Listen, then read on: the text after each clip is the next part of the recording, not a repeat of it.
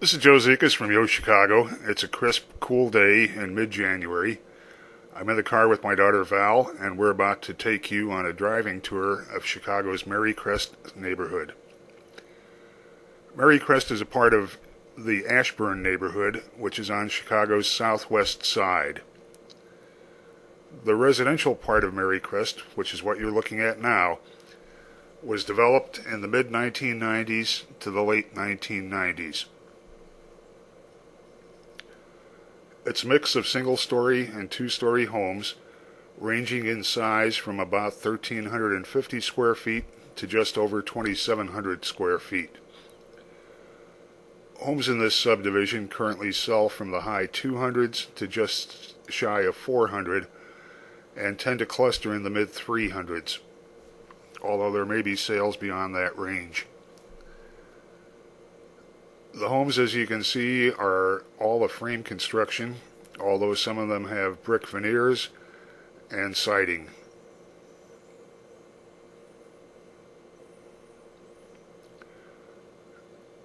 Marycrest, with its newer homes, tends to have houses and floor plans that are larger than most of the homes in the surrounding Ashburn area. I'm not quite sure where the name Marycrest comes from.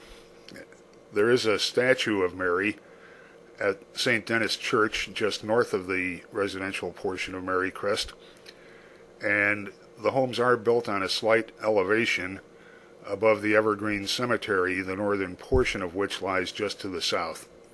We'll be taking a look at that later.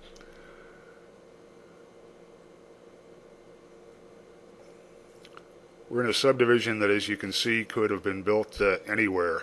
It's not specific to Chicago in any identifiable kind of way.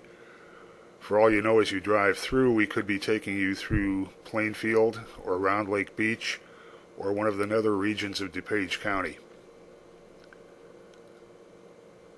Since it's a newer subdivision, the landscaping hasn't had a chance to mature yet.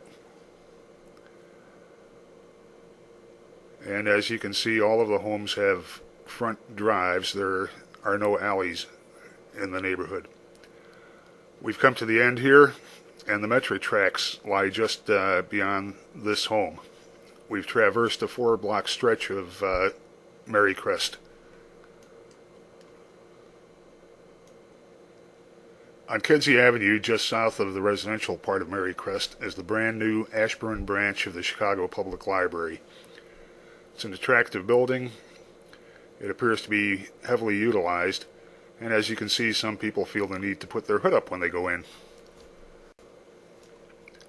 Westport Commons is a major shopping center that's part of the Marycrest neighborhood, fronting on 87th Street, the southern border of the area. What we're looking at here is what appears to be a dead Dominick's, probably part of the consolidation that recently took place among Dominick's stores. Although as you drive through, the shopping center does not appear to be very successful. Further along the drive, you'll also see a Taco Bell that has closed. It's a Thursday afternoon, so you wouldn't expect to see a ton of cars parked in the parking lot. Although even for this time of day and this day of week, traffic appears to be light.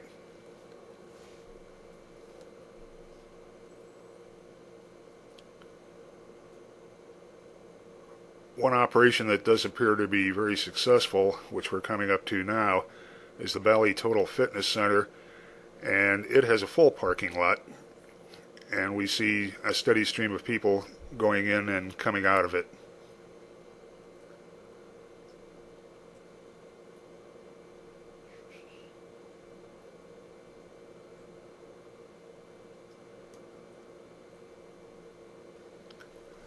Part of Evergreen Cemetery also forms part of the southern boundary of the Marycrest neighborhood along West 87th Street. And as you can see, this part of the cemetery is a West Nile abatement district. We're driving with the Valley Total Fitness Center on our right through the cemetery, and you're looking at the backyards of the homes in Marycrest.